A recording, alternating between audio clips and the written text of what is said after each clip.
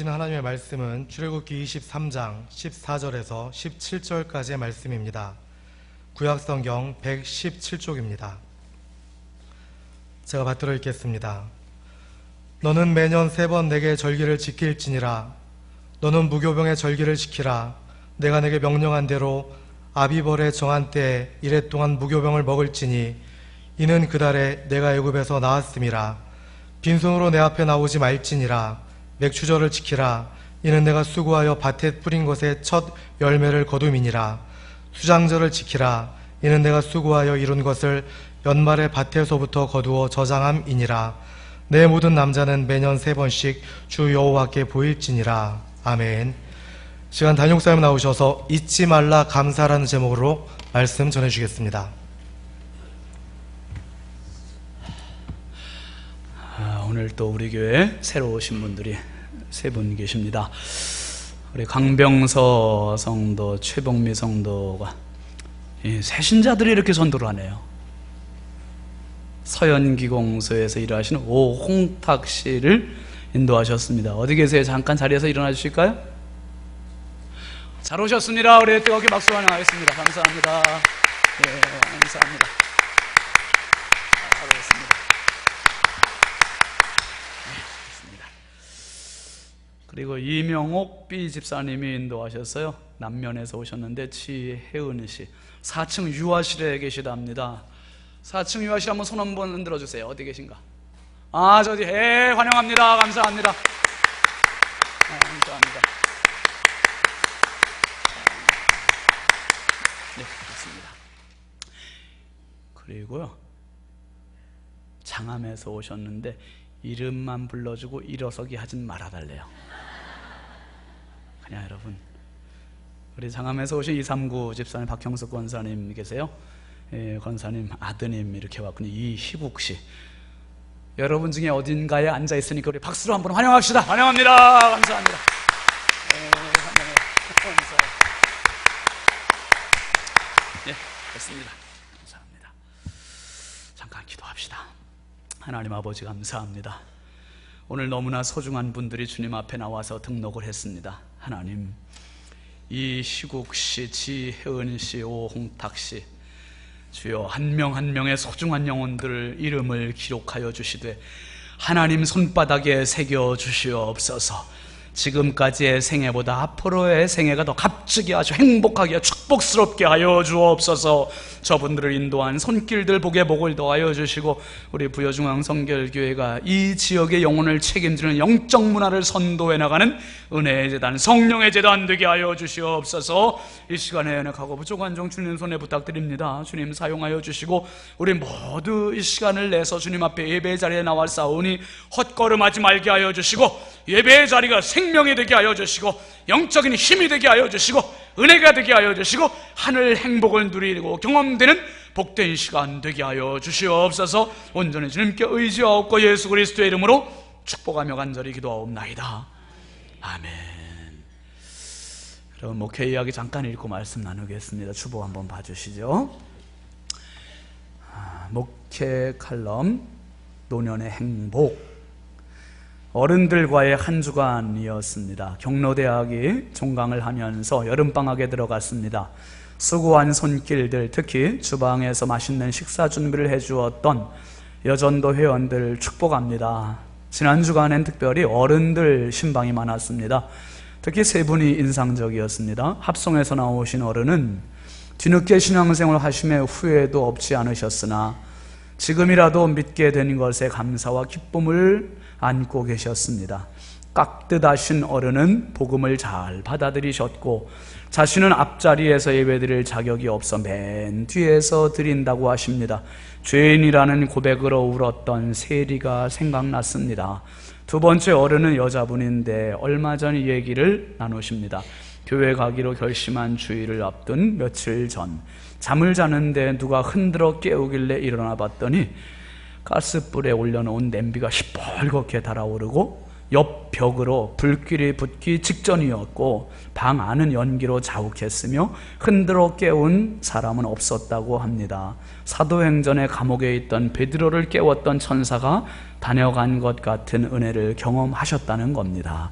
세 번째 어른은 성당을 나가시다 우리 교회 성결 경로대학 한글반에서 한글을 배우시고 자부의 권유와 함께 교회를 다니고픈 결심에 한글반 권사님에게 부탁해 우리 교회 등록하신 경우입니다.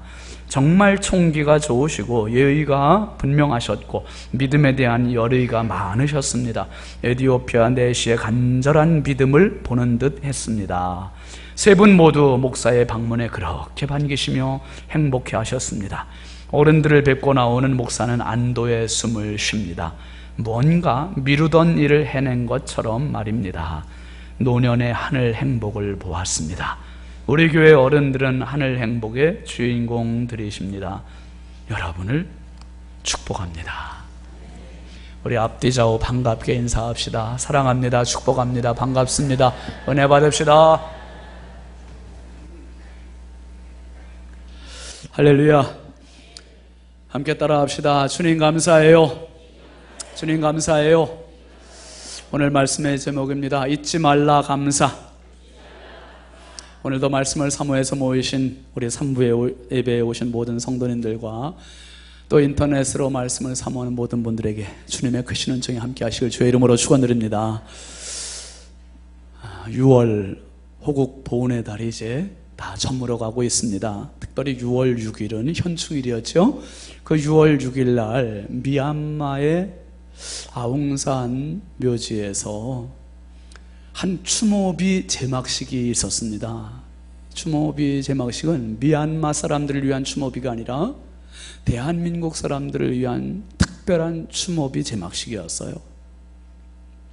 다 아시겠습니다마는 1983년 당시 제5공화국 전두환 대통령이 수행원들을 많이 데리고 미얀마를 방문했고, 그리고 미얀마의 국립묘지인 아웅산 묘지를 참배하려고 이제 부총리와 장관들과 또 경제수석 또 수행원들이 대통령이 오기를 기다리고 다 도열하고 있는데, 북한에서 폭탄 테러를 하는 바람에 그 엄숙한 자리, 장엄한 자리가 완전히 아수라장이 되고 아비규환의 자리가 되고, 무려 우리나라의 수장격인 그 대통령 수행원들 17명의 목숨이 숨지는 그러한 참사가 빚어진 비극의 현장이었고 시간이었습니다. 늦은 감이 있지만 31년 만에 추모비가 세워지고 제막식이 이루어졌습니다. 잊지 말자는 거지요. 북한의 만행을 잊지 말고 우리 귀한 사람들의 그 희생을 기억하자는 이야기입니다. 젊은 층에서는, 우리 청소년들 사이에서는 아웅산 폭파 사고가 무슨 사건인지 모르는 사람들이 참 많습니다. 어른들은 다 기억하실 겁니다. 기억하자는 거죠. 세월호 참사, 2014년 4월 16일 있었던 그 참사를 기억하자, 잊지 말자. 특별히 월드컵의 이 참사도 잊지 말자. 이렇게 될 줄 몰랐는데, 기대를 하고 갔는데 정말 우리 한국 축구를 다시 부흥을 일으키자, 막 이런 목소리들이 많이 일어납니다. 그런데 중요한 건 우리 한국은 참, 그 당시는 그걸 정말 잊지 않을 것 같은데 중요한 것을 너무 많이 잊어먹고 산다는 거예요. 반면에 이스라엘이라는 나라는요, 고등학교를 졸업하기 직전까지 아이들이, 청소년들이요, 반드시 방문하는 장소가 있대요. 거기가 어디냐 하면 2차 대전 때 나치에 의해서 유태인들이 대학살을 경험했던, 대학살을 당했던 아우슈비츠 수용소, 짐승만도 못하게 그 유태인들이 비참하게 잔인하게 죽었던 그 형무소, 수용소를 청소년들이 다 탐방을 한답니다. 대부분이 탐방을 한대요. 부모들이 그 정말 치욕의 장소, 무서움의 장소, 죽음의 장소들을, 자식들을 다 보낸다는 거예요. 왜?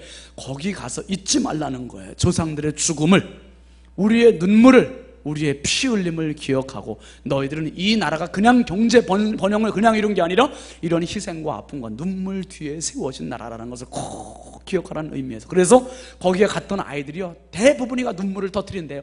어떻게 사람을 저렇게 잔인하게, 저렇게 비참하게 죽일 수가 있을까? 그 사람이 바로 죽은 사람들이 우리 조상들이 아니냐. 그래서 아이들이 대부분이 눈물을 터뜨리고요, 마음에 다짐을 한다는 거죠. 마음에 철이 든다는 거예요. 철이 든대요. 그래서 여러분, 지금 이스라엘 국민 인구가 우리나라가 5천만이 넘잖아요. 유태인들은 780만 밖에 안 된대요. 그러니까 1000만도 안 되는 인구가 인구 대비 세계 평균 노벨상의 100배를 다 휩쓸고 있다는 거예요. 우리나라는 지금 반만 년 역사 가운데 5천만이 넘는 인구 가운데 딱 한 분 나왔습니다. 노벨상 수상자가 한 명. 근데 이스라엘 사람, 유태인들은 전 세계 노벨상을 다 휩쓸고 있다는 거예요. 다 휩쓸고 있대요.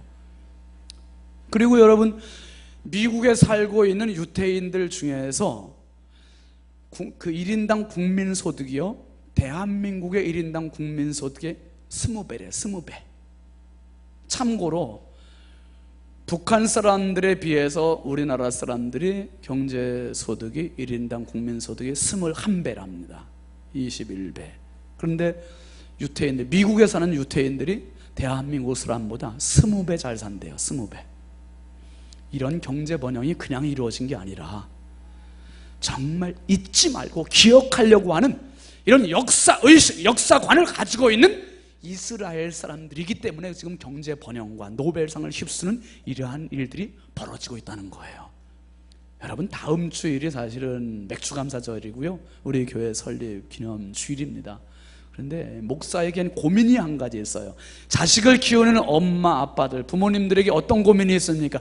어떻게 하면 내 자식을 잘 키울까? 오늘도 우리 김남호 성도 가정에서 이렇게 아들 이제 낳고 첫 번째 와서 기도 받았잖아요. 야, 이 아이의 장래가 어떻게 될까? 어떻게 양육을 해야 될까? 어떻게 좋은 것을 먹이고, 어떻게 좋은 것을 입히고, 어떻게 좋은 것을 가르쳐야 될까? 이게 온갖 부모의 욕심이요, 마음이에요. 똑같이 목사의 고민과 욕심과 마음이 있어요.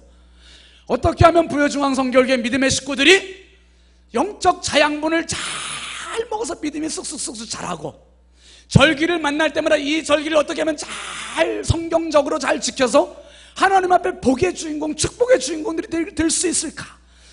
이것에 아주 그냥 딱 집중을 하고 하나님의 말씀을 잘 양육하고 가르치려고 하는 아주 저의 고민이 있습니다. 그래서 다음 주일이 맥주절이지만은 그냥 기다리다가 봉투 나눠주고 맥주절 딱 지나는 이전 절기가 아니라 한 주간 동안 최소한 맥주 감사에 대해서 미리 생각해보고 미리 준비하고 맥주 감사절에 우리 모두가 주인공으로 그날을 지켰으면 좋겠다. 할렐루야.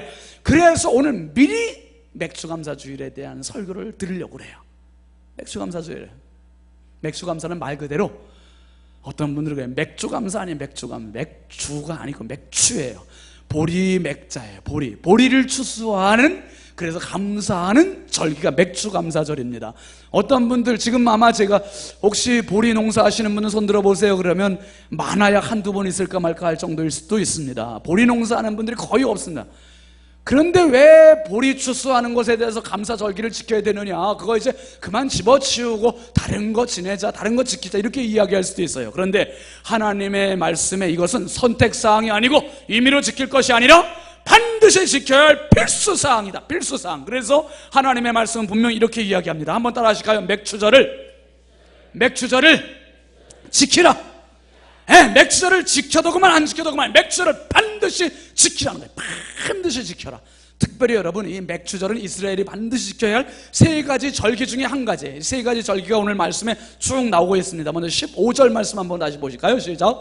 너는 무교병의 절기를 지키라. 내가 네게 명령한 대로 아비벌에 정한 때에 이래 동안 무교병을 먹을지니 이는 그 달에 네가 애굽에서 나왔음이라. 빈손으로 내 앞에 나오지 말지니라. 무교병을 지키라. 무교병, 그 발효되지 않은 떡을 먹는 절기, 무교절이라고도 그래요. 6월절입니다. 6월, 넘을 유자에 넘을 월자. 이스라엘 백성들이 가나안 땅에 살 때, 그 가나안의 애굽 땅에 살 때 430년 노예 생활을 하고 하나님께서 재앙을 넘어가게 해주신 이 날, 해방시켜 주신 이 날, 구출해 주신 이 날, 구원해 주신 이 기쁨의 날을 지키라는 거예요. 대한민국의 광복절과 같은 날이 이스라엘에게는 6월절이에요. 반드시 지켜야 된다. 그러면서 또 두 번째 절기를 말씀하세요. 이 두 번째 절기가 16절 상반절에 있습니다. 같이 보시죠. 맥주절을 지키라. 이는 내가 수고하여 밭에 뿌린 것에 첫 열매를 거두미니라. 맥주절을 지키라. 이것은 첫 열매를 거두미니라. 첫 열매를 거뒀을 때 감사함으로 하나님 앞에 지켜야 되나요? 6월절이 지나고 50일째 되는 날, 그래서 오순절이라고도 그래요. 5오자에 열순자. 그래서 열흘씩 5번 지났다. 그래서 오순절이라고도 하고요. 첫 열매를 거둬서 드린다 해서 초실절이라고도 그래요. 그리고 50일 동안 일주일이 7번씩 반복이 돼서 지나온 날이다. 그래서 77이 49에서 77절이라고도 이야기합니다. 그러니까 오순절, 맥주절, 77절, 초실절, 이렇게 이야기하는 요 절기를 반드시 지키라는 거예요. 그 다음에 세 번째가 16절 하반절에 보면 있습니다. 시작. 수장절을 지키라. 이는 내가 수고하여 이루는 것을 연말에 밭에서부터 거두어 저장함이니라. 1년의 끝자락 가을에 수장절을 지키래. 우리로 말하면 추수감사절과 같은 겁니다. 추운 겨울에 먹을 것 없는, 양식 없는 그 계절에 먹을 것을 저장했다가 이제 이 추운 겨울을 날 수 있도록 하나님께서 주신 이 계절, 이 추수의 곡식들 감사함으로 지키는 추수감사절, 수장절을 지키라고 해요. 근데 오늘은 이 세 절기 중에 맥주절에 대한 이야기를 제가 아주 간단히 설명을 드리겠습니다. 이 절기에 대한 설명이기 때문에 조금 지루할 수 있지만은 여러분 잘 한번 이해하시고 우리가 진짜 맥주절을 지키는 의미를 잘 새겼으면 좋겠습니다. 앞에서 말씀드린 것처럼 이 맥주절은 첫 번째 곡식을 추수함의 의미가 있습니다. 특별히 여러분, 이스라엘 백성들이 애굽을 탈출해서 가나안까지 가기까지 40년을 광야 생활했어요. 그리고 하나님 약속해 주신 땅에 들어갔습니다. 약속의 땅에 들어가고 보니까 먹을 게 없는 거예요. 그런데 그 땅, 척박한 땅, 황무지와 같은 땅에 곡식을 가지고 왔던 것을 심고 거둔 거 보잘것없어 보이는 곡식인데 이 첫 열매가 너무 감사한 거예요. 그래서 이 맥주절에는 세 가지 의미가 있는데 첫 번째는 이 첫 열매를 손에 딱 드는 순간 이 새로운 땅 밟은 것에 대한 감사, 주신 것에 대한 감사, 그리고 이 땅의 주인은 하나님이십니다. 이 고백이 저절로 나오는 거예요. 그래서 이스라엘의 맥주절의 첫 번째 의미는 한번 따라 하십니다. 이 땅의 주인은 하나님이십니다. 가나안 땅의 주인은 하나님이십니다. 우리가 아닙니다. 가나안 사람들이 아닙니다. 이 땅의 주인은 하나님이십니다. 여러분 삶의 주인이 하나님이신 것을 기억할 수 있기를 바랍니다. 여러분 생의 주인이 하나님이신 것을 기억하실 수 있기를 바랍니다. 여러분 사업의 주인, 가정의 주인, 자녀의 주인, 생의 전체 주인이 하나님이심을 고백할 때 그 하나님을 항상 높여드릴 수 있고 하나님 집중의 삶을 살 수 있고 하나님 중심의 삶을 살 수 있는 이스라엘 백성들이 맥주절을 지키면서 첫 번째 기억해야 할 것은 이 땅의 주인이 하나님이십니다. 우리 민족의 주인은 하나님이십니다. 한번 따라합니다. 내 가정의 주인은 하나님이십니다. 맞습니다, 여러분. 내 가정의 주인, 내 인생의 주인, 내 자녀의 주인, 내 사업의 주인, 내 생명의 주인 하나님이십니다. 이게 첫 번째 의미예요. 두 번째 의미는요, 이스라엘 사람들 당신 농사는 천수답이에요. 천수답 아시죠? 수로가 다 연결되어 있는 게 아니에요. 비는 하늘을 쳐다보고 비가 와주면 농사가 잘 되고 비가 안 오면 흉작이 되는 거예요. 그러니까 전적으로 하나님의 은혜에만 의존하고 매달렸던 게 이스라엘 사람들이었었어요. 여러분, 내 힘으로 되는 일도 많지만 안 되는 거 정말 우리가 벼랑 끝에 몰리는 때가 참 많습니다. 그때마다 우리가 매달리는 게 주님의 은혜예요. 주님께 기도하는 거예요. 이스라엘 백성들이 농사하면서 정말 이 소득, 작은 보잘것없는 소득이지만 이걸 보면서 깨닫는 게 하나님의 은혜였습니다. 이것을 고백하면서 드리는 게 맥주절이에요. 그 다음에 세 번째 중요한 의미가 있습니다. 그건 바로 시기예요. 맥주절을 지키는 시기. 언제 지켰냐? 이스라엘 백성들 보통 우리나라도 그렇습니다만 봄에 파종하고 가을에 추수를 해요. 가을에 추수하면 이걸 가지고 다음에 가을까지 기다려 계속 이걸 가지고 다 조금 아끼면서 먹어야 돼요. 그런데 1년 동안 먹기에는 양식이 부족해. 그래서 중간에 한번 추수기가 더 있으면 좋겠어. 중간에. 그래서 어떻게 합니까? 가을에 파종을 해서 봄에 거두는 곡식이 있단 말이에요. 그게 뭡니까? 보리예요. 보리. 추운 겨울을 땅속에서 나고 이 보리가 새싹이 나고 이제 4월, 5월, 6월 되면은 추수하게 되고 이 보리가 요때 탁 나와서 우리의 춘궁기 때, 보리고개 때 그걸 먹음으로 이제 시장길을 다 면할 수 있는 거예요. 여러분, 아침을 먹고 일 나간 사람들이 점심 먹기 전에 약간 출출할 때 뭘 먹어요? 새참을 먹잖아요. 그때 먹는 것처럼 1년을 버티기 힘드니까 이 보릿고개 때 한 번 잘 춘 공기를 넘길 수 있도록 하나님 요때 또 한 번 곡식을 많이 주세요. 그래서 보리를 주시기도 하고 감자도 주시죠. 옥수수, 이 강원도에서 옥수수 엄청 먹었습니다, 여러분. 옥수수 주시죠. 호박 주시죠. 오이 주시죠. 양파 주시죠. 뭐 마늘 주시죠. 요때 나오는 게 상추도 있지. 엄청 많아. 아무튼 엄청 많아. 요때 많이 주시는 거는 뭡니까? 너희들 요때 다시 한번 배불리 먹고 남은 때 또 한 번의 추수기, 1년의 마지막 추수기까지 잘 버텨 나가라. 요 춘 공기를 잘 굶주림의 때를 극복하라 해서 주시는 거예요. 특별히 여러분, 신명기 6장 10절 이하의 말씀 한번 잠깐 보실까요? 시작.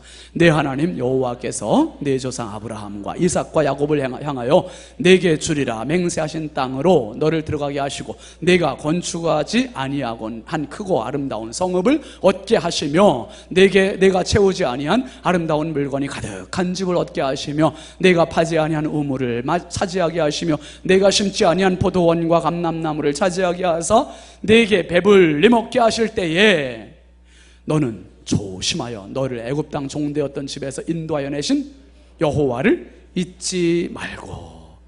여러분, 유월절, 맥추절, 수장절 세 절기의 공통점 두 가지. 그건 뭐냐 하면 한번 따라 하실까요? 기억, 감사. 이거예요. 기억하고 감사하라. 기억하고 감사하라. 잊지 말고 감사하라. 이게 세 절기의 두 가지 공통점이에요. 그러니까 하나님께서 말씀하시기를 너희들이 가나안 땅 들어갔을 때 어떠냐? 너희들의 힘으로 들어간 게 아니라 하나님의 인도로 들어갔었지. 너희들이 그 땅에 들어가서 집을 지었는데 집에 채워진 모든 물건을 보면서 그 아름다운 것들 한번 생각해 보라는 거예요. 너희들의 힘으로 들어간 집도 아니요, 하나님의 은혜로 너희들이 파지 않은 우물을 얻은 것에 대해서, 너희들이 심지 않은 포도원과 감람나무로 인해서, 너희들이 하지 않은 모든 성읍들로 인해서 하나님 주신 것으로 인해서 감사하며 하나님 여호와를 잊지 말아라. 기억하라는 거예요. 여러분, 감사는 누가 합니까? 감사는 기억하는 사람이 하는 거예요. 은혜를 기억할 줄 아는 사람이 감사하게 되어 있습니다. 여러분, 오늘 내가 존재하는 것, 전적인 하나님의 은혜인 것을 기억하실 수 있기를 바랍니다. 지금까지 살아온 거 하나님의 은혜요, 여기 있는 것도 하나님의 은혜요, 앞으로 살아갈 것도 하나님의 은혜입니다. 우리가 빈손으로 이 세상 태어나가지고 빈손으로 갈 겁니다. 이 세상 살면서 누릴 수 있는 경제적인 풍요로움, 얼마나 많은 풍요로움이 있습니까? 이 모든 거 다 누릴 수 있는 게 하나님의 은혜라는 거예요. 하나님의 은혜. 여러분, 우리가 배부를 때는 은혜를 잊어먹어요. 힘들고 어려워보고 아파보고 눈물 흘려봐야 매달리고 하나님의 은혜를 간절히 사모합니다. 그러다 또다시 풍요로워지면 잊어먹어요. 여러분, 바울 사도는 그랬어요. 내가 오늘 나 된 것은 하나님의 은혜입니다. 고린도전서 15장 10절 말씀 한번 보실까요? 시작. 그러나 내가 나 된 것은 하나님의 은혜로 된 것이니 내게 주신 그의 은혜가 헛되지 아니하여 내가 모든 사도보다 더 많이 수고하였으나 내가 한 것이 아니요 오직 나와 함께 하신 하나님의 은혜로라. 한번 따라 하시죠. 하나님의 은혜로라. 하나님의 은혜로라. 바울 사도는 내가 다른 사도들보다 많이 수고했다는 거예요. 수고했지만 그렇지만 내가 수고한 게 아니라 하나님의 은혜로 여기 서 있습니다. 이 고백이에요. 여러분, 어제 말고 그 전주 토요일 날 제가 점심을 먹고 있는데 연락이 왔어요. 우리 사모님 김진선 집사님이 연락이 왔어요. 신학교 동기가 찾아왔대요. 아무개가 왔대요. 아무개 이름까지 되는데 깜짝 놀랐어요. 그분은 졸업하고 제가 한 번도 못 만나봤어요. 여자분인데 학교 조금 늦게 들어오셔가지고 나이가 저희보다 한 3살 정도 많아요. 그 누님이 찾아왔다 그래서 이상하다, 여기 어디라고 그 양반이 어떻게 알고 찾아왔을까. 나갔더니 진짜 왔어요. 반갑게 맞이했어요. 처녀였었는데 그때는 30년 지나고 보니까 이제 아줌마가 돼가지고 딱 나타나는 이유가 뭐요? 혼자 왔습니까? 그랬더니 아니래. 남편도 오고 두 자녀가 왔대요. 어딨냐? 밖에 있대. 말 데리고 들어왔어요. 와가지고 목양실 가서 이야기를 나눠봤어요. 어떻게 부여까지 오게 됐냐 물어봤더니 남편 고향이 부여 여기 정동리 아시죠? 정동리.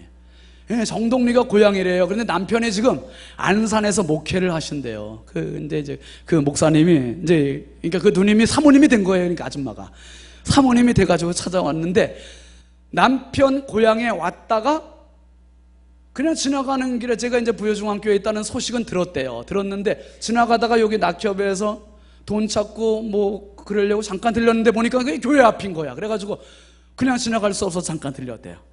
그런데요, 그 남편 목사님이 이야기를 해주는 거예요. 무슨 얘기를 하냐면 정동 장로교회에서 고등학교 때 부흥회를 했대요. 고등학교 때 부흥회했는데 얼마나 은혜를 받았는지, 그때 교회가 너무 건물이 초라하고 그래서 교회에서 건축 헌금을 하자고 그랬는데 부흥회 때 자기도 모르게 은혜 받아서 얼마를 작정했냐면 50만 원. 지금은 50만 원이 뭐 우습지만 그때 고등학생에게 당시 쌀 한 가마니가 4만 원이었대요. 그러니까 12가마니 이상 되는 큰 금액이었는데 그걸 하나님 앞에 드리기로 딱 작정을 했는데 부흥회 끝나고 나니까 그때부터 이제 겁이 나기 시작하더래요. 이거를 어떻게 하나님 앞에 갚아야 되나 걱정이 되는데 헌금을 한 푼도 못했대요. 한 푼도 못했는데 교회는 다 새로 지었대요. 다 짓고, 그런데 마음속에 하나님 앞에 이 작정한 게 걸려가지고 대학 들어가고, 그런데 천안에 있는 상명대학교가 그때 막 건물을 막 짓고 있었는데 그때 이 청년이 대학생 때 아르바이트를 했대요. 거기 가서 건축하는 현장에 가서 직접 찔통지고 그리고 오르내리면서 돈을 벌었대. 일당 17,000원. 엄청 벌은 거죠 그때. 그러니까 차곡차곡 안 먹고 안 입어가면서 그 돈을 다 모아가지고 정동 장로교에 가져갔더니 벌써 교회 다 졌더래요. 다 졌지만 자기가 드리지 못한 것 때문에 교회 건축헌금 딱 드렸다는 거예요. 딱 드렸더니 그렇게 기쁘더래요. 행복하더래요. 그리고 안산에서 지금 개척한 지 17년 됐는데 교회를 새로 잘 지었대요. 50억짜리. 아예 놀래보세요. 50억 교회를. 그래서 그 목사님이 그러시는 거예요. 나는 하나님 앞에 50만 원 드렸는데 하나님 얼마로 갚아주셨어요? 50억. 30배, 60배, 100배가 아니라 만배. 만배로 갚아주셨대. 만배. 50만 원 만배가 50억이잖아요. 50. 이야, 그러면서 그 목사님 그래요. 내가 은혜로 살아요. 은혜로. 제가 한번 그럼 나는 뭐냐 생각을 해봤어요. 그랬더니 하나님께서 지극히 작고 부족한 저한테도 엄청난 은혜를 주셨더라고요. 그 목사님 이야기를 들으면서 저 자신을 한번 생각해봤어요. 양해하고 들으세요. 부여중앙교회 부목사 지내고 처음 그 단독 목회지 갔는데 교회가 뭐 자그마치요. 농촌 교회니까 한 30여 명 모이고 이제 터가 한 조금밖에 안 150평밖에 안 돼서 교회를 새로 지어야 할 형편이었는데 땅이 없는 거예요. 그래서 붙어있는 땅 750평을 이제 사기로 했어요. 사기로 했는데 30명이 그거 어떻게 사겠어요. 그래서 하나님 앞에 기도하면서 하나님, 제가 제일 많이 하나님 앞에 드리고 싶습니다. 우리 한 30여 명 정도 중에 제일 많이 드리고 싶습니다. 근데 저희가 이제 그때도 저희가 4명, 4식구였었는데 지금도 4식구예요. 그런데 늘어나지 않은 이 식구 중에 그때 저희들이 교회에서 받던 사례비가 얼마였냐면 80만 원 받았어요. 80만 원. 80만 원 가지고 생활하면서 하나님 앞에 제일 많이 드릴 수 있어요? 없어요? 불가능해요. 그런데 무담보로 그때 대출을 해주던 아주 좋은 분들이 있었어요. 누구냐 하면 부모님. 부모님들은 담보도 필요 없어. 그래가지고 제가 가서 부모님들께 얼마를 대출을 받았냐면 1,000만 원을 대출을 받았어요. 1,000만 원을 대출을 받아가지고 땅 사는데 1,000만 원을 다 제일 많이 드렸습니다. 그래 드릴 때 얼마나 행복했는지 몰라요. 감사한지. 하나님, 80만 원 생활비 받으면서 제가 1,000만 원을 드릴 수 있습니다. 너무 감사했어요. 근데 이제 그 다음부터 문제가 이걸 갚아야 되잖아요. 갚아야 되는데 날짜는 꼬박꼬박 돌아오지요. 갚을 돈은 없이요. 그래도 갚느라고 최선을 다해서 갚았어요. 막 갚는데 이제 몇 년을 두고 갚는 거예요. 갚는데 어느 날 그 대출해준 장본인들께서 됐다, 그만 갚아라. 할렐루야. 아이고 얼마나 감사한지. 탕감 받았어요. 탕감 받았어. 그래 참 부모님께 잘해야 돼요. 부모님들이. 근데 참 감사하게도 1,000만 원을 드릴 수 있었습니다. 마음이 없으면 1,000만 원 아니라 100만 원도 힘들어요. 목사니까 드리지 뭐. 목사니까가 아니라 하나님께 감사해서 드렸어요. 올렸어요. 하나님께서 어떻게 해주셨습니까? 지금 지금 20년 딱 지나서 어떻게 됐습니까? 50억 교회가 아니라 우리 교회 자는 얼마 건축했습니까? 60억이래요. 60억. 1,000만 원 드리고 지금 생각해보면 내가 한 것은 아무것도 없는데 하나님 600배로 갚아주셨어요. 600배. 아멘 한번 해보세요. 여러분, 우리가 한 것은 아무것도 없습니다. 보잘것 없습니다. 그런데 감사를 심으면 하나님 기억해 주신다는 거예요. 내가 하나님 은혜를 기억하면 하나님도 내가 심은 것을 기억해 주신다는 거예요. 어린아이의 간절한 소망, 간절한 헌신, 간절한 심음을 하나님은 기억해 주시고 심은 대로 거두시는데 어떻게? 어떤 사람에겐 10,000배로, 어떤 사람에겐 600배로, 어떤 사람에겐 1,000배로, 어떤 사람에게 더 넘치는 은혜로 갚아주신다 이거예요. 심지도 않고 거두기를 원하는 것은 도둑놈의 심보예요. 정말 우리 모두가 저는 그렇게 생각합니다. 이번 맥주 감사절은 그냥 지나는 감사가 됐으면 안 되겠다. 맥주 감사절 봉투 나눠주고 그냥 헌금하는 이런 절기가 됐으면 안 되겠다. 진짜 우리 속에 깊은 감사가 있는 그런 감사절이 됐으면 좋겠다. 여러분, 우리가 그냥 평소에 감사하는 그런 감사 헌금 드리지 않았으면 좋겠습니다. 제가 돈 얘기를 하겠습니다. 5만 원, 3만 원, 2만 원 이렇게 감사 헌금 하지 마십시오. 이번에 한번 마음으로 한번 드려보시길 바랍니다. 1층에 있는 감사나무 있습니다. 추수감사 때도 우리 했습니다만은 감사나무에 진짜 지난 6개월 동안 감사했던 거 한번 잘 메모해서 한번 열매를 달아보십시오. 그리고 한번 다른 사람들의 감사 제목들 쭉 읽어보십시오. 그리고 정말 이런 감사도 있었구나, 진짜 감사가 많구나 생각해 보시면서 이번 맥주 감사절에는 여러분 최소한 5배, 평소 하던 것에 5배 하십시오. 그리고 최소한 5배 더 하고 싶으신 분들은 10배 하십시오. 다 같이 아멘. 한번 마음껏 드려보세요. 뭔가 심어야 거둘 수 있는 거 아닙니까? 하나님 앞에 드릴 때는 몰랐어요. 하나님 앞에 드릴 땐 그 행복, 기쁨, 감사가 넘쳤어요. 그런데 지금 지나놓고 보니까 20년의 세월, 30년의 세월 지나고 보니까 하나님 상상할 수, 측량할 수 없는 것을 갚아주셨다니까요. 여러분 생각해보세요. 지금 여러분들이 누리고 있는 축복이 어디서부터 시작됐습니까? 예전에 하나님 앞에 그렇게 감사했고 그렇게 무릎 꿇어 살았고 그렇게 헌신했던 거, 그거 하나님 잊지 않으셨던 거예요. 기억하셨던 거예요. 갚아주신 거예요. 지금 생각해보면 너무너무 감사하지 않습니까? 여러분, 지난 6개월의 삶이 그냥 삶이 아니었어요. 하나님의 전적인 은혜였습니다.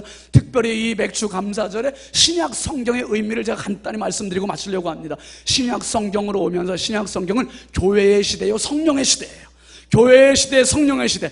교회가 없이 신앙생활하기 얼마나 어렵습니까? 그런데 부여중앙성결교회가 있음으로 해서 부여가 행복하고 저와 여러분들이 행복하고 우리 아이들이 행복하고 이 믿음의 공동체, 사랑의 공동체, 축복의 공동체, 은혜의 공동체가 있음으로 해서 내 영이 춤추게 되고 신앙생활하게 되고 이 안에 어머니의 품과 같은 곳에 언제든지 와서 안길 수 있고 기도할 수 있고 은혜 받을 수 있고 이 교회가 있고 이제는 성령의 시대가 되었으니 힘을 얻고 은혜를 받고 성령의 힘 가지고 살아갈 수 있는 이 능력의 공동체에 있으니 이 맥주절이 초대교회엔 어떻게 적용이 됐을까?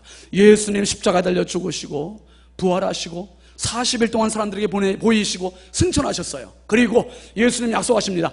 아버지께서 약속하신 것을 기다려라. 그래서 예수님의 제자들과 예수님의 아우와 그리고 예수님의 어머니가 문 딱 걸어 잠그고 기다리는 거예요. 열흘 동안, 40일 지나고 열흘 동안 50일, 6월절이 지나고 50일째 되는 날까지 기다립니다. 사도행전 1장 14절 말씀 한번 잠깐 보시죠. 시작. 여자들과 예수의 어머니 마리아와 예수의 아우들과 더불어 마음을 같이하여 오롯이 기도에 힘쓰더라. 아주 기도에 전념하는 거예요. 영적인 산고의 시간이에요. 이 기도하면 뭐가 일어날까 잘 몰라요. 그렇지만 약속하신 것을 기다리라고 했으니 말씀에 순종하는 의미에서 기도하고 있었던 거예요. 기도하고 있는데 어떤 일이 벌어진 거예요. 열흘째 딱 되는 날, 50일 채워진 오순절날 2장 1절부터 4절까지 한번 잠깐 보시죠. 시작. 오순절날이 이름에 그들이 다 같이 한 곳에 모였더니 후련히 하늘로부터 급하고 강한 바람 같은 소리가 있어 그들이 앉은 온 집에 가득하며 마치 불의 혀처럼 갈라지는 것들이 그들에게 보여 각 사람 위에 하나씩 임하여 있더니 그들이 다 성령의 충만함을 받고 성령이 말하게 하심을 따라 다른 언어들로 말하기를 시작하니라. 자기들도 몰랐어요. 기도만 하면 어떤 일이 일어날지 몰랐는데 기도하는데 성령이 임하신 거예요. 성령이 임하시고 보니까 나가서 전도하게 된 거예요. 전도하다 보니까 사람들이 예수를 믿게 됐죠. 교회가 생겼죠. 교회의 생일이 오순절이고 교회의 생일이 맥주절이 됐고, 그 날이 바로 성령이 임하신 날이 됐습니다. 그러니까 구약의 맥주절은 창조주 하나님을 고백하는 날이라고 한다면, 신약의 맥주절은 교회의 생일이고, 어떤 날입니까? 성령이 교회에 임하신 날이고. 제가 설교 준비하면서 놀라운 사실을 발견했어요. 뭐냐 하면, 성경적으로 구약의 맥주절이 신약의 교회의 생일, 성령이 오신 날인데, 부여중앙선교회는 어떤가, 그게 생각이 나는 거예요. 다음 주일이 교회 절기로는 맥주감사절인데, 우리 교회적으로는 무슨 날이에요? 교회의 생일이에요. 교회의 생일. 이야, 이게 어쩌면 절묘하게 성경하고 똑같을까? 여러분, 이런 교회가 흔치 않아요. 어떤 교회는 교회 생일이 2월달일 수도 있고 3월달일, 10월달일 수도 있고 막 그래요. 그런데 우리 교회는 7월 첫 주일이야. 7월 첫 주일, 7월 8일. 그러니까 이 정확히 성경과 딱 맞는 거예요. 맥주절은 신약적으로 뭐냐? 교회의 생일이고 성령이 오신 날이에요. 부여중앙성결교회에서 신앙생활하는 게 이렇게 큰 은혜입니다. 여러분, 이 맥주절의 절기를 잘 보십시오. 6월절, 수장절, 그 사이에 딱 자리 잡고 있어요. 뭡니까? 6월절은 부활절과 같아요. 수장절은 추수감사절과 같아요. 그러니까 이 구원받은 사람들이 구원받은 것으로 그냥 건너뛰어서 추수감사로 가는 게 아니에요. 중간에, 축구로 말하면 전반전 끝나고 후반전 바로 뛰는 게 아니라 꼭 중간에 15분을 쉬는 하프타임이 있어요. 하프타임에 가서 쉬면서 충전받고 마사지도 받고 물도 마시고 작전도 짜고 그러면서 후반전을 딱 준비하는 거예요. 요 맥주감사절은 뭐냐? 구원의 은혜를 받고 하나님의 자녀된 사람들이 여기에서 힘을 얻는 시간이 맥주감사절이에요. 무슨 힘? 한번 따라 하시죠. 성령의 힘. 성령의 힘. 성령의 힘을 받는 날이 맥주감사절이에요. 그렇구나. 성령의 힘 받고 추수감사까지 열심히 달려가야 돼. 이 달려갈 수 있는 영적 에너지를 공급받는 날이 맥주감사절이라는 거예요. 그러면 뭘 말하는가? 예수 그리스도의 십자가 사건을 경험한 사람들이 교회 생활을 하는 곳이 맥주감사절이에요. 교회 생활을 하다가 추수감사절, 뭡니까? 내 인생에 말년돼서 천국 가는 그날, 하나님께서 부르시는 그날까지 달려갈 수 있는 영적 에너지를 공급받는 그 시간들이 맥주감사절이에요. 그러니까 우리가 교회 생활하는 모든 날들이 결국은 맥주감사절이라는 거예요. 그러니까 신앙생활이 얼마나 중요한 건지 몰라요. 여러분, 직장생활합니다, 가정생활합니다, 학교생활합니다. 다니면서 우리가 수많은 복잡하고 힘든 문제를 만나지만은 그 복잡하고 힘든 문제의 현장에 갈 때마다 우리가 뭘 가지고 이겨나갈 수 있습니까? 무슨 힘으로 이겨나갈 수 있습니까? 교회에서 얻은 이 은혜, 교회에서 얻은 이 에너지, 이거 없으면 이겨나갈 방법이 없어요. 주저앉게, 포기하게, 좌절하게 되고, 이 에너지가 있어야만 되는데, 이 에너지를 맥주감사, 곧 교회에서 얻게 되는 것을 기억하시길 바랍니다. 그러니까 교회 예배 참석하실 때마다 1시간 그냥 참석하고 가지 마시고 여기에서 하나님의 은혜를 마음껏 누리는 거예요. 마음껏 누리고 세상을 향해 나가고, 이제는 예수 그리스도의 십자가 경험했어요. 그리고 바로 죽는 게 아시네. 수수감사로 가는 게 아니라 맥주감사, 교회의 생일, 성령의 힘, 이 자리에서 우리는 다시 회복하고 다시 인생의 작전을 짜고 인생의 후반전을 향하여 힘차게 나아가는 겁니다. 여러분, 특별히 신명기 16장 10절 이하의 말씀 한번 잠깐 보시죠. 시작. 내 하나님 여호와 앞에 77절을 지키되 내 하나님 여호와께서 내게 복을 주신 대로 내 힘을 헤아려 자원하는 예물을 드리고 너와 내 자녀와 노비와 내 성중에 있는 레위인과 및 너희 중에 있는 객과 고아와 과부가 함께 내 하나님 여호와께서 자기의 이름을 두시려고 택하신 곳에서 내 하나님 여호와 앞에서 즐거워할 지니라. 너는 애굽에서 종되었던 것을 기억하고 이 규례를 지켜 행할지니라. 문화부 장관이었던 이어령 박사께서 그런 얘기했습니다. 여러분, 감사하는 마음은 다른 사람을 향한 감정이 아니라 자기 자신의 평화를 위한 감정이다. 감사는 남을 위해서 하는 게 아니라 누구를 위해서? 자기 자신을 위해서, 자기 자신을 위해서. 감사하면 평화로워진다는 거예요. 감사하면 행복해진다는 거예요. 감사하면 질병이 치유된다는 거예요. 감사하면 기쁨이 넘친다는 거예요. 여러분, 삶 속에 이 감사가 넘칠 수 있기를 바랍니다. 기억하면 감사할 수 있어요. 뭘? 하나님의 은혜를 기억하면 감사할 수 있어요. 지금까지 베푸신 은혜, 지금 베푸시는 은혜, 앞으로도 베푸실 은혜, 여기에 대해서 기억하면 감사할 수 있어요. 이스라엘의 3가지 절기의 공통점은 기억과 감사였습니다. 신약 성경의 맥주절의 의미는 성령의 오심과 교회의 출발이었습니다.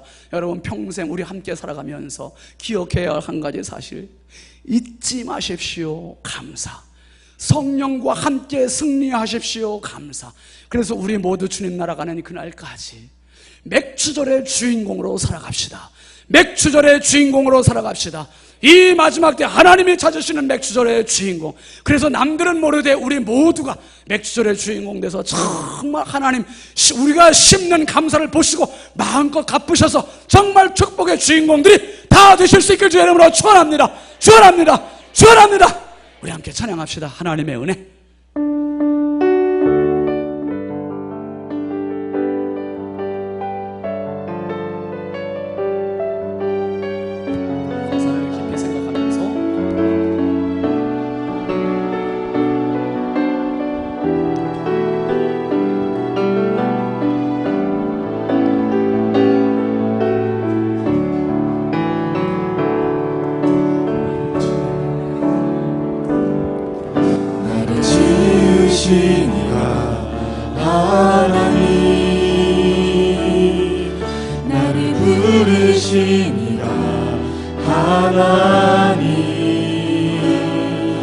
나를 보내신 이도 하나님,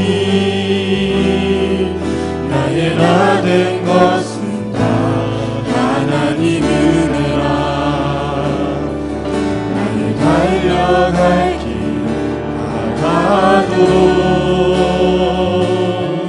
나의 마지막 꿈을 다하도록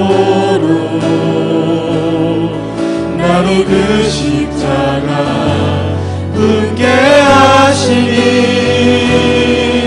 나의 나 된 것은 다 하나님 은혜라.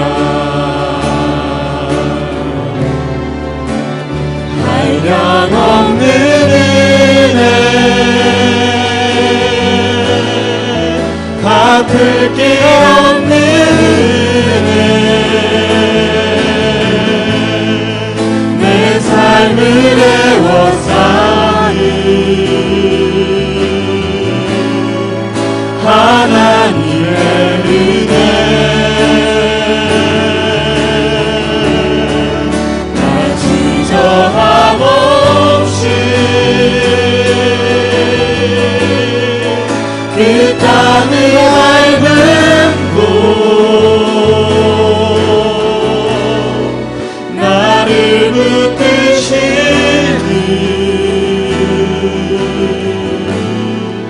하나님의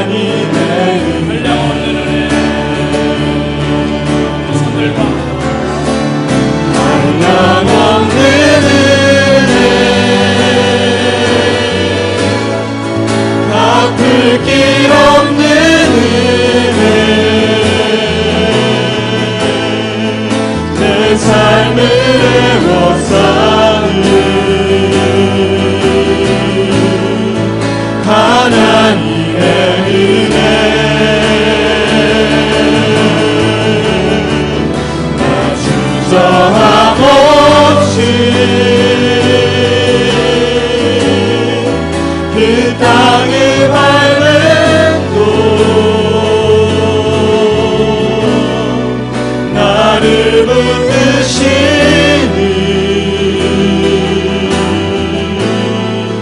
하나님의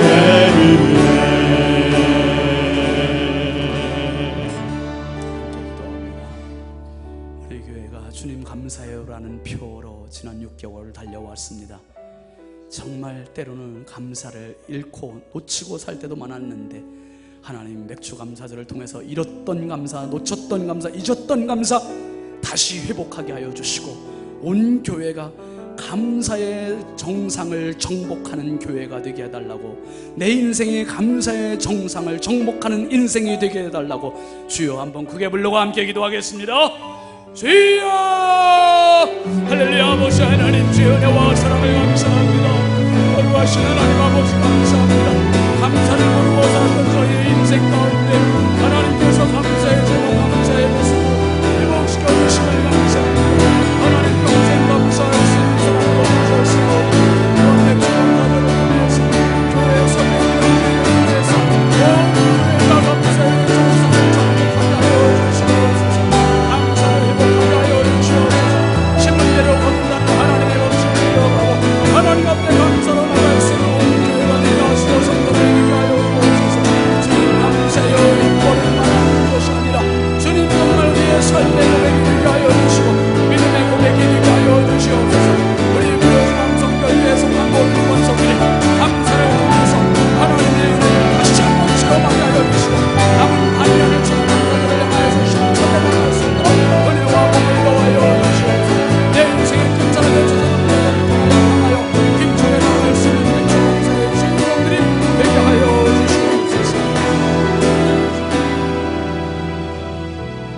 놀라우신 하나님 아버지, 주의 은혜와 사랑 감사합니다. 주여, 입으로만 주여 주여 감사한 때가 얼마나 많았는지 맥추절을 지키라 분명한 명령을 붙잡고 이 한 주간 마음에 새기게 하여 주시옵소서.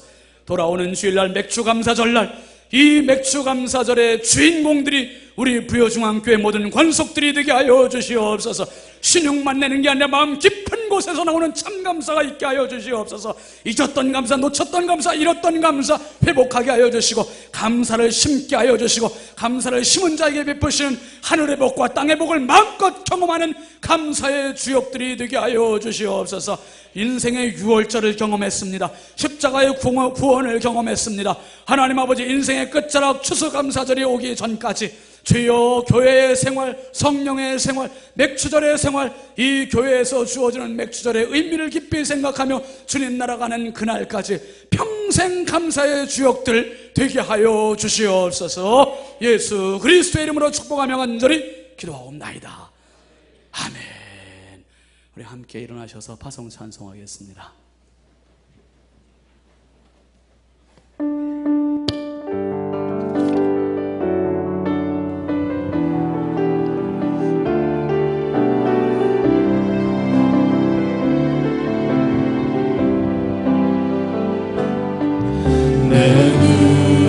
주의 영광을 보내 우리 가운데 계신 주님,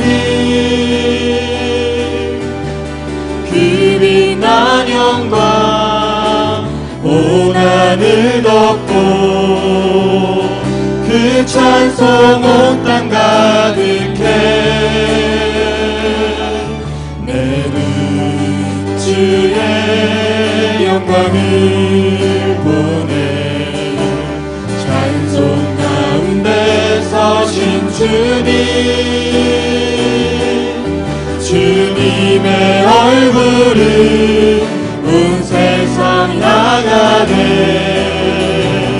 권능의 발을 드셨네.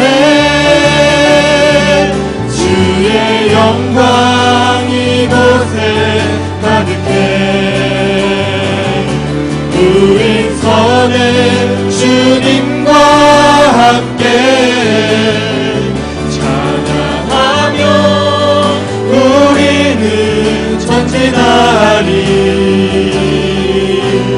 모든 열방 주 올 때까지 주의 영광 이곳에 가득해. 우린 선해 주님과 함께 찬양하며 우리는 전진하리. 모든 열방 주 볼 때까지.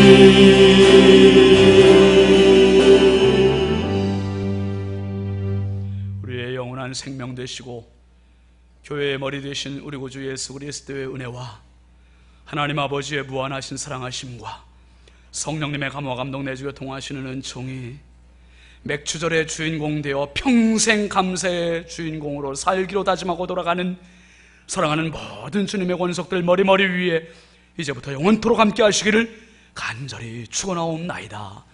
아멘.